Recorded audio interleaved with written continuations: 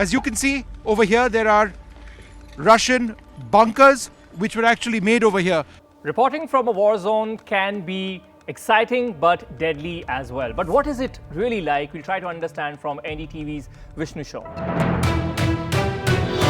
Thanks, Vishnu, for bringing us all the reports that you've been getting us. My first question has to be, you've brought so many visuals, so many reports. Any one visual or report that has stood out for you, or is just not going away from your head? You know, there's a town called Borodyanka to the north of Kiev, the Ukrainian capital. It's one of the areas worst devastated by the war, particularly when Russian soldiers withdrew. And as I was driving through this devastation, along with my colleagues Uma Shankar and Ashok Mahale, there was a stuffed animal, a bear, which I caught from the side of my eye, the corner of my eye. In the middle of this devastated building, by which I mean it's an apartment complex, one side of the complex was there, the other side was there, and the entire middle was completely devastated. And all that was there was a stuffed animal, a bear. The bear didn't have eyes, so it was just the whites of the eye. There was nothing else. There was the carcass of a kitten right by its feet. There was a broken cell phone and a small battery and a child's umbrella. That had been a child's room. And it's bizarre that that entire building was devastated, but all that remained was that large stuffed animal, the bear, with no eyes, and that carcass of that kitten, and everything else I discussed. And of course, I think non-living things were talking loud about the loss of the living. And I also saw you patting one dog which was just left and probably was missing its owner. This was in a place called Makariv. Okay.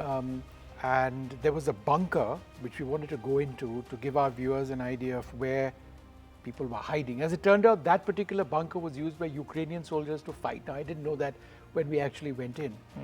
But as we were about to enter that bunker, there was this dog, and it was this forlorn looking dog.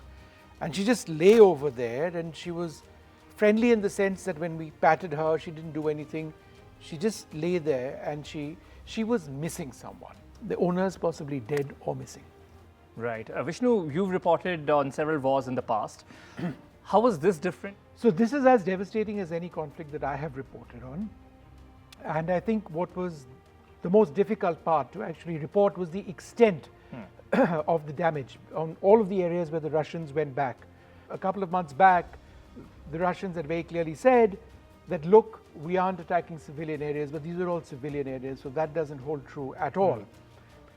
When I was in Mykolaiv, we started doing our reports in front of this bombed out hotel.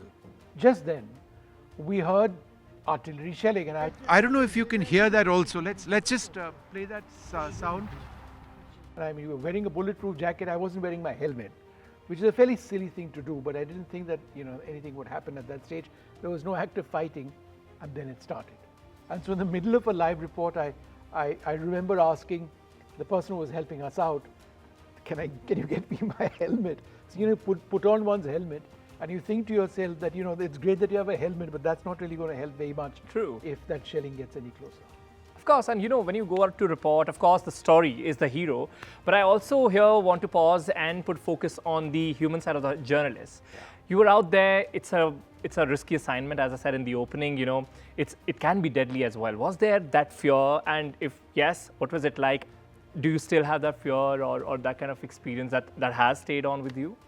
In the heat of a moment in covering conflict, in television, there is just no time to be scared. So you either do something or you don't. And when you choose to do something, you aren't contained or you aren't affected by fear. But when you think about what you've done, what you've reported, the areas you've been in hindsight, then you realize what you've put yourself in. And we aren't getting any younger. I'm the father of two boys. One does this because there's a job at hand and there's a certain responsibility associated with that. But I don't linger too much about the personal danger. Where is this war headed is how I want to conclude this with. It's a very difficult question. The Ukrainians are really fighting now in the south and the southeast of the Ukraine. The Russians are trying very hard to actually push west. The Ukrainians are trying to hold them in that broader Donbass area. The Russians have not been able to obviously inflict a regime change. To that end, they've already lost the war. But in terms of the loss of life, I suspect it will be much larger than what we've reported or anybody has any answer, given the scale of devastation we've seen elsewhere. And the areas where the war is happening are areas which people haven't really been able to get into. I suspect this is going to go on for a while, and I wouldn't want to risk a guess on how much longer. At the end of the day, there's going to be an incredible, unfortunate loss of human life. Right, but once again, thanks a lot for bringing us the reports that you've been getting us. Thank you. Thank you.